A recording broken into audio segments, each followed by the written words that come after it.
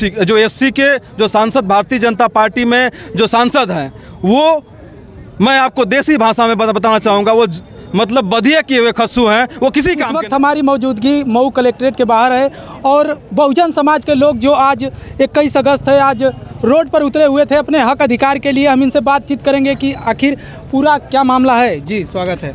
जी बहुत बहुत धन्यवाद माननीय पत्रकार महोदय। आज आप लोग की मौजूदगी है कलेक्ट्रेट के बाहर, क्या मामला है पूरा? ये हम लोगों की मौजूदगी नहीं है इस कलेक्ट्रेट में। इस देश का जो बहुजन समाज है, जो बहुसंख्यक समाज है, जो 3.5% लोग जो कॉलेजियम सिस्टम की वजह से सुप्रीम कोर्ट में एक पीढ़ी दर पीढ़ी जो कब्जा किए हुए हैं और संविधान के विरोध में जाकर के अनुसूचित जाति में जो है क्रीमी लेयर लागू की है, उसके विरोध में आज पूरे देश में बहुजन समाज जो है भारत बंद का आह्वान किया है और ये आंदोलन हम लोगों का सफल रहा है। सुप्रीम कोर्ट को काला कानून वापस लेना पड़ेगा। सबसे पहले अगर क्रीमी लेयर लागू करना चाहते हो तो इस देश में जो जल जंगल जमीनों पे जो है अनियंत्रित असंवैधानिक तरीके से 3.5% ब्राह्मणों का जो 94% कब्जा है, उसमें क्रीमी लेयर लागू करो। इस देश में राजपूतों को भी उतना हिस्सा दो, इस देश में वैश्यों को भी उतना हिस्सा दो, इस देश में ओबीसी को भी उतना हिस्सा दो, इस देश में अनुसूचित जाति को भी उतना हिस्सा दो। संविधान कहता है कि जितनी हिस्सेदारी उसकी उतनी भागीदारी। इस देश के सभी लोगों का अगर हक अधिकार किसी ने खाया है तो मात्र 3.5% के लोग हैं इस देश में जो सारे लोगों का हक अधिकार खा के रखे हुए हैं। अच्छा सर, क्या कहेंगे जिस तरह से माननीय नरेंद्र मोदी जी से SC/ST वर्ग के जो सांसद मिले, उनको संतावना दिया गया कि ये लागू नहीं होगा?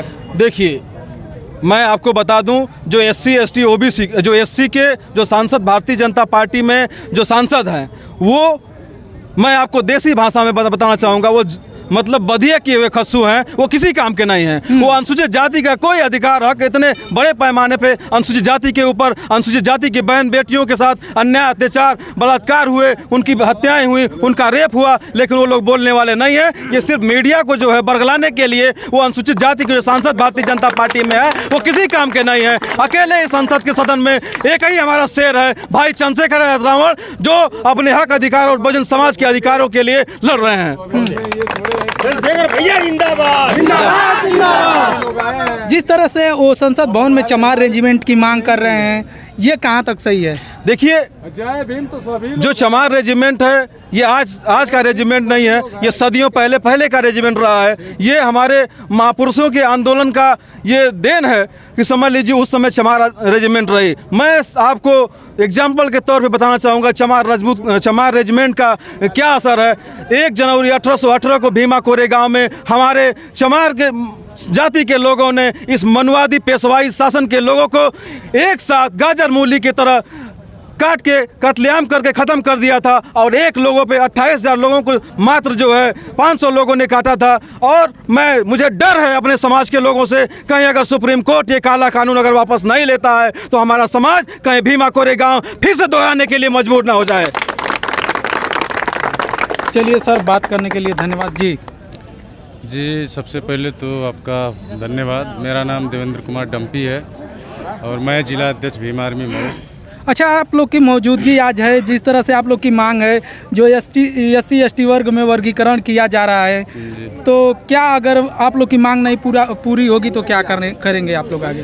देखिए, ये जो है किसी का दिया हुआ भीख नहीं है। आरक्षण जो हमारा है SC/ST, ये हमारे परम पूज्य बाबा साहब डॉक्टर भीमराव अंबेडकर अपने संघर्षों से, अपने शिक्षा, अपने ज्ञान के बदौलत जो है हमें जो है सामाजिक और का नाम है आर्थिक, सामाजिक और आर्थिक शैक्षिक आधार पे जो है हमें जो आरक्षण मिला है।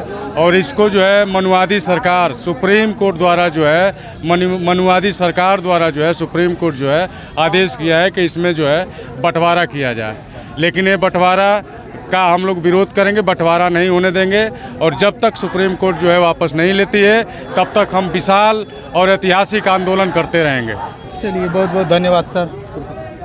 जी बोलिए सर। डॉक्टर रामजीत पावन, ये संविधान के साथ जो छेड़छाड़ हो रहा है, इसको हम दलित कभी बर्दाश्त नहीं करेंगे। जिस तरह से बाबा साहब ने कहा था कि शिक्षा वह शेरनी का दूध है, जो पिएगा वही दहाड़ेगा, आज सीधे वहीं से जड़ से ही खत्म किया जा रहा है, तो क्या कहेंगे सर? इसको कभी नहीं खत्म किया जा सकता, क्योंकि हमारा दलित वर्ग जाग चुका है और ये अपने बलिदान देने के लिए तैयार है और बलिदान दे करके इसको बचाए रखेगा। और आज देख सकते हैं कि इतनी पब्लिक आई हुई है, तो इसका मिसाल होगा कि ये कभी नहीं खत्म होगा और नहीं इसको ये जो है जनता खत्म होने देगी, क्योंकि वह चीज़ जो अगर आरक्षण खत्म हो जा रहा है तो इनके जो है सारे अधिकार खत्म हो जा रहे हैं, जो इनकी मांग है वो कभी नहीं पूरी होगी। तो ये इस भारत में जो है अपने अधिकार के लिए लड़ाई करने के लिए कभी भी अपनी जान को भी गंवा सकते हैं। अच्छा सर, जैसे चंद्रशेखर आज़ाद जी कह रहे हैं कि कॉलेजियम सिस्टम जो सुप्रीम कोर्ट में, हाई कोर्ट में है, उसको एक बराबर करके उसमें भी रिजर्वेशन चाहिए हमें, तो कहाँ तक सही है? जहाँ तक वो कह रहे हैं चंद्रशेखर जी बहुत सही कह रहे हैं। All the best idea, all the best उनका विचार जो है वो कभी भी कारगर रहेगा, क्योंकि वही एक व्यक्ति है जो आज संसद में दहाड़ रहा है और दहाड़ेंगे, और वही हैं जो आगे बन करके चिराग आएंगे और प्रकाश जलाएंगे और इस देश को संभालेंगे। चलिए बहुत बहुत तो आप देख सकते हैं कि मऊ कलेक्ट्रेट के बाहर ये बहुजन समाज के लोग मौजूद हैं, और बाकी आप इनकी बातों से कितना सहमत हैं कमेंट बॉक्स में बताइए, और मिलते हैं नेक्स्ट वीडियो में। जय हिंद, जय भारत।